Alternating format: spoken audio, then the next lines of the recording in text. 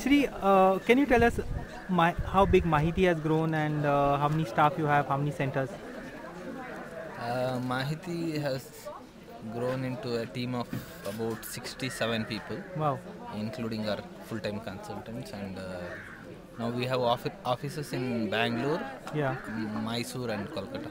And your agenda remains primarily to promote software services to the non-profit NGO sector, or We have expanded it a bit. yeah, Uh, we are not just focusing on software. yeah. We are looking at ICT as a whole, so that we can even look at the angle of media and Can you speak a bit louder? we can also use the idea of media and alternative media as part of the Okay. overall ICT strategy that we offer. Uh, we have also moved into focus projects. Yeah. In Calcutta, we are working with Urban Poor Yeah. to build a very customized, localized newsletter for the poor. I see. Available both in the mobile form I see. and in the physical form as a newsletter. So where are the areas where NGOs seem to be getting stuck when it comes to technology use? I think the primary bottleneck as of our learning is that skill levels. Yeah. NGOs are not so open to the idea of acquiring new skills, cutting edge skills. Yeah. And unfortunately, the technology is so volatile, it changes All the time. all the time. So I think NGOs, particularly the semi-urban and the rural NGOs, they have a tough time catching up with the technology, I think. Okay. Okay. So you all also promote free software and open source? Yeah, all the time. Okay. Which tools are particularly useful there, and why? We actively promote FOSS in terms of Linux as an operating system. Yeah. But we have our own limitations in pushing it to all sections of the Yeah. civil society. We also look at how sector-specific tools can be used. For example, how a tool like Audacity can be used effectively if you are For audio. if you are a media NGO. Okay. Recently, we helped the Voice of Tibet radio station I see. migrate completely from SoundForge to Audacity. I see. And it's about 6 months now. Yeah. They're extremely happy with the tool, I see. and now they're using FAST to broadcast their programs throughout the day. So we are moving away from the entire complete migration to FAST Yeah. to sector specific tools, because complete migration to FAST is not so easy because of the limitations in Yeah. Yeah.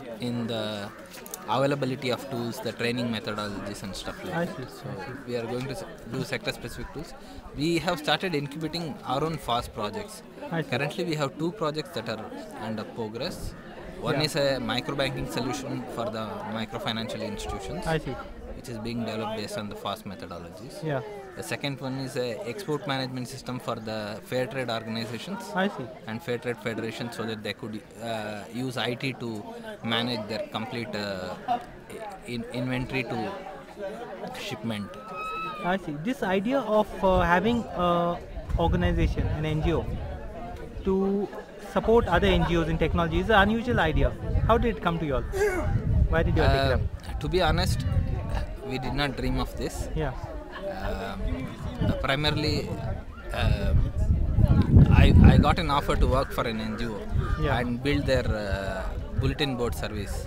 Which year? In 1997. Okay. And I was in my college, but I was quite a geek. Yeah. And when someone said this involved integration of modems and making modems work in really tough conditions I in see. completely rural areas, I liked the idea. So Yeah. I took it up. I went and joined Sunil, and see. we together set up BBS for the Which was this organization? Samoha, which is our parent NGO. Looking after? They work on various projects, right from HIV/AIDS intervention to watershed management. I see. They have, when I last checked, they had about 17 such social projects running. I see.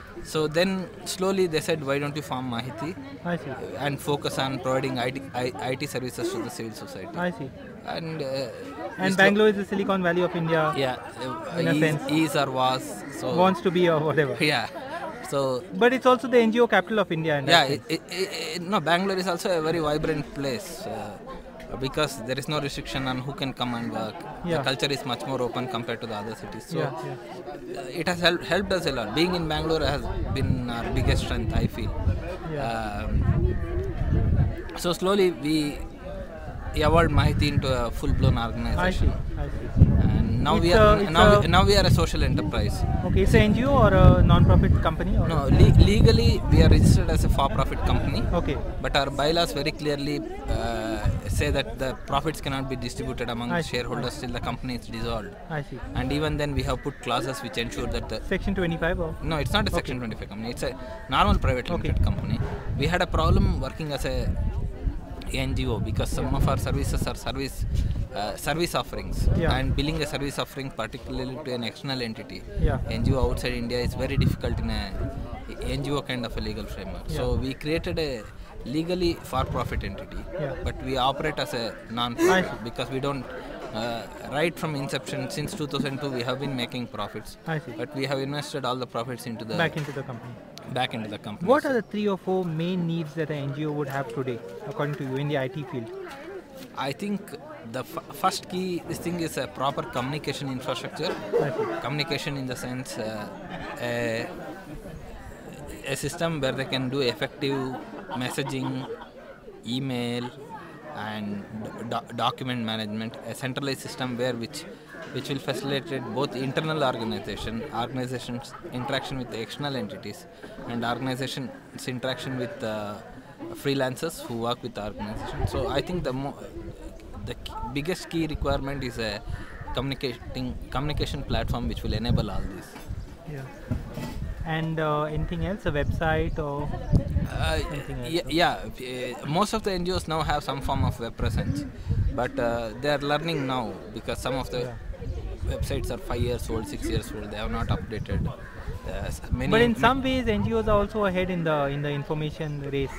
Only very select NGOs must be in Delhi, Bangalore, Bombay, kind of very technologically affluent cities. The challenge is to take it to smaller cities. Smaller cities. To non-English speaking NGOs.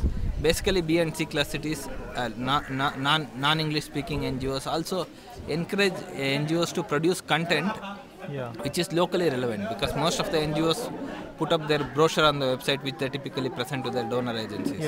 That is almost of no relevance to the local community that they work with. So we have been focusing on getting NGOs to produce content that is locally relevant. That's a big challenge. That's the key challenge. But is it viable for NGOs to work in Indian language? It is quite possible. There is no problem. It's only a mental block. It's just a mental block. Many NGOs whom we trained actually used Indian language during tsunami to do excellent work. There are very good reviews that are being made by organizations like BBC and Christian Aid about how NGOs used Indian language to enhance their communication during tsunami. So it's possible. Thanks so much for the inputs you have given us and the ideas too. Thanks a lot. No, thank you. Welcome. Thanks for the input.